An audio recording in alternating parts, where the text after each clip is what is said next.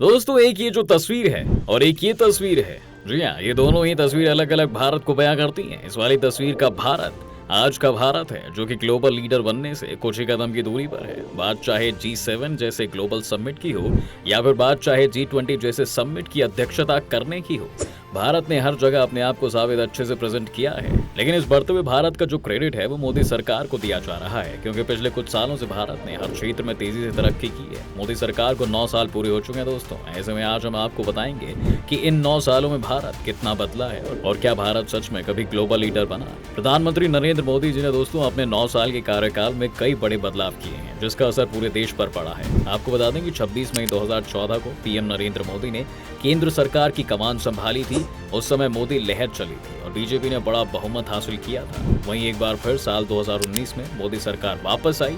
PM Narendra Modi के चेहरे पर बीजेपी ने 303 लोकसभा सीटों पर जीत हासिल की थी। बीजेपी देश की पहली ऐसी पार्टी बनी जिसे कांग्रेस के बाद केंद्र में अपने दम पर स्पष्ट बहुमत मिली थी और तब से लेकर अब तक बीजेपी ने कई बड़े फैसले लिए थे, जिसका असर आज देश के कई सेक्टर पर देखने को मिलता है। चलिए सबसे पहले आपको बताते हैं कि 9 साल में पीएम मोदी के 9 बड़े फैसले। बात की शुरुआत करें तो 2014 में पीएम नरेंद्र मोदी ने स्वच्छ भारत अभियान की शुरुआत की थी और साल 2015 में पीएम आवास योजना को तेजी से आगे बढ़ाने का फैसला लिया गया था। वहीं साल 2016 में नोटबंदी का फैसला कर पीएम मोदी ने सभी को चौंका दिया था। 2017 में ये देश की अर्थव्यवस्था को तेज स्पीड देने के लिए जीएसटी लागू करने का फैसला किया था, जबकि 2018 में मोदी सरकार ने आयुष्मान भारत योजना की शुरुआत की थी, जिसमें लोगों को फ्री में हेल्थ ट्रीटमेंट मिलता था।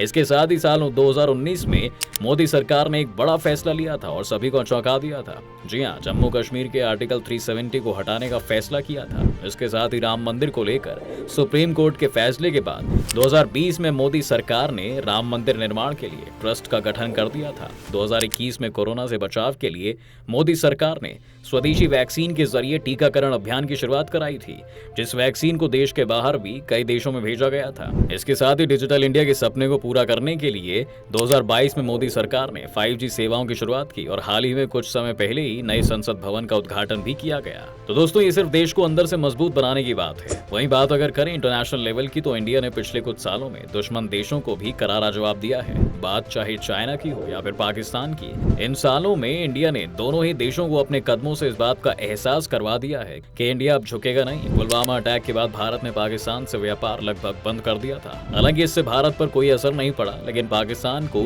जो चीजें भारत से सस्ती रेट्स पर मिलती थी वो अब पाकिस्तान को एक्स्ट्रा कीमत देकर चाइना, थाईलैंड और ब्राजील जैसे देशों से खरीदनी पड़ रही है। इसके साथ ही भारत ने उरी और बालकोट एयर स्ट्राइक करके पूरी दुनिया को मैसेज दिया कि भारत अब अपने दुश्मन को ईंट का जवाब पत्थर से देगा। वहीं भारत में चाइना के ऐप्स को बंद करके भी भारत ने चाइना की इकोनॉमी पर उल्टा असर डाला था।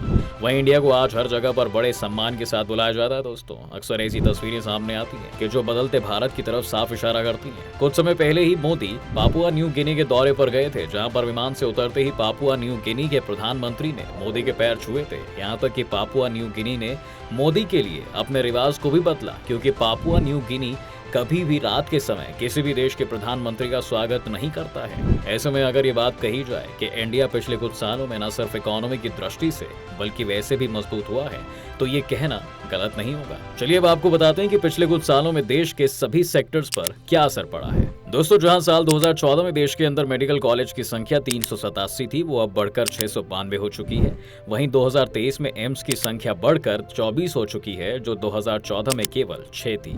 अगर एजुकेशन सेक्टर की बात की जाए तो 2014 तक देश में 723 यूनिवर्सिटी थी, जो 2023 में बढ़कर 1472 हो चुकी हैं। जी हाँ, जबकि 2014 तक देश में 16 IIT संस्थान थे, जो 2023 में बढ़कर 23 हो चुके हैं। 2014 तक देश में 13 IIM थे, जो अब 20 हो चुके हैं। वहीं जहां 2014 में भारत की बिजली उत्पादन क्षमता 2.34 लाख मेगावाट थी, वो साल 2023 में बढ़कर 4.17 लाख मेगावाट हो गई है। 2014 तक जहां देश में 13 करोड़ गैस कनेक्शन थे, वो 2023 में बढ़कर 31 करोड़ हो गए हैं। जबकि 2014 तक देश में एयरपोर्ट की संख्या 74 थी, जो 2023 में बढ़कर 148 हो गई है। 2014 तक देश में रेल रूट्स का 21,614 किलोमीटर हिस्सा ही इलेक्ट्रिक लाइन से जुड़ा था, जो 2023 में ये बढ़कर 58,000 12,812 किलोमीटर तक पहुंच गया है। वहीं बात अगर रोड नेटवर्क की करें तो आज भारत का रोड नेटवर्क दूसरा सबसे बड़ा रोड नेटवर्क है और देश के इस रोड नेटवर्क की लंबाई 56,02,095.525 किलोमीटर की है। 2014 तक देश में नेशनल हाईवे की पहुंच 91,287 किलोमीटर तक थी, जो 2023 में 1.44 लाख से ज्यादा की हो गई है। दोस्तों, वर्ल्ड इकोनॉमिक फोरम एक ऑर्गेनाइजेशन है जिसका मानना है कि इंडिया के रोड्स की क्वालिटी पिछले कई सालों से बेहतर हो रही है। वहीं जहां साल 2012 में इंडियन रोड्स की क्वालिटी 7 में से 3.49 थी, वहीं साल अभी बढ़कर 4.50 हो गई है। जी हाँ, वहीं जहां वर्ल्ड इकोनॉमिक फोरम के चार्ट में रोड डेवलपमेंट के मामले में इंडिया की रैंक जहां 86 थी, वहीं अब इसकी रैंक 48 हो गई है। और न सिर्फ रोड नेटवर्क में बल्कि हर सेक्टर में इंडिया आगे बढ़ रहा है।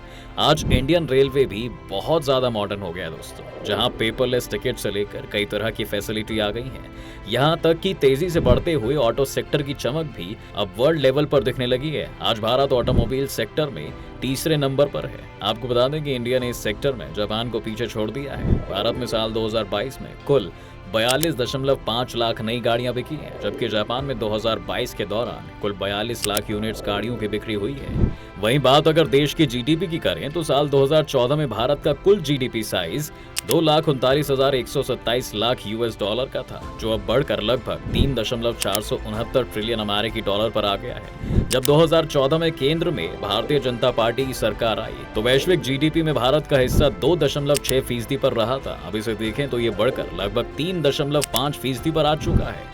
दोस्तों, जहां सिर्फ पहले दूसरे देशों की अर्थव्यवस्था की बात होती थी, वहीं अब भारत का नाम भी दुनिया की बड़ी शक्तियों में लिया जाने लगा है। जी हां, भारत आज दुनिया की 5वीं बड़ी अर्थव्यवस्था बन चुका है। यहाँ तक कि ब्रिटिशर्स, जिन्होंने भारत पर 200 साल से भी ज्यादा का राज किया और आज भारत में उन्हें भी पीछे छोड़ दिया है। एक वक्त था जब भारत को एक ऐसे देश के रूप में देखा जाता था जिस पर लोग राज कर सकते हैं, लेकिन आज भारत को खुद एक लीडर के रूप में देखा जाता है। आज इंडिया दुनिया के बड़े बड़े देश और इकोनॉमी को टक्कर दे रहा है।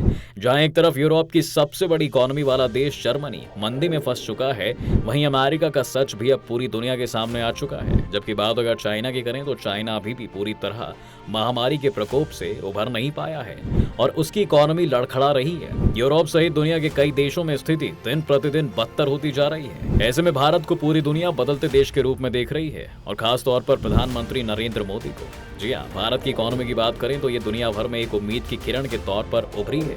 भारत न सिर्फ दोस्तों एक लीडर के रूप में मजबूत दिख रहा है, बल्कि अगर भारत को इकोनॉमी के रूप में भी देखा जाए तो ये भी दुनिया के कई बड़े देशों की तुलना में काफी अच्छी स्थिति में है। वर्ल्ड ऑफ स्टैटिस्टिक्स के मुताबिक भारत में मंदी की कोई आशंका नहीं है। भारत बड़े देशों में एकमात्र ऐसा देश है जहां मंदी का 0% संभावना है। भारत की इकोनॉमी जोर पकड़ रही है। IMF के मुताबिक इस साल भी भारत की इकोनॉमी दुनिया में सबसे तेजी से ग्रोथ करने वाली इकोनॉमी होगी। वहीं आपको बता दें कि भारत दुनिया का 5वां सबसे बड़ा शेयर मार्केट बन गया है।